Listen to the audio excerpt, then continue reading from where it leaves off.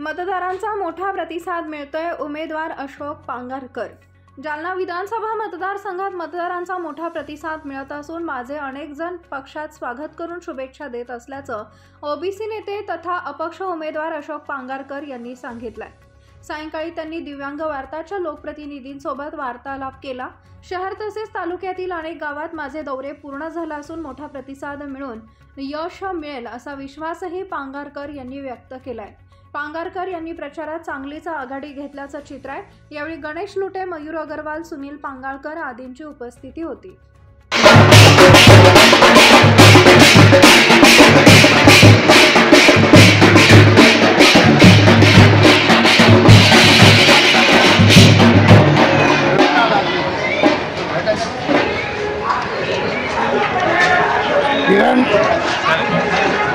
तुम्ही प्रत्येक गावात जाऊन प्रचार केलेला आहे, कशा पद्धतीने रिस्पॉन्स भेटला तुम्हाला जालना विधानसभेत?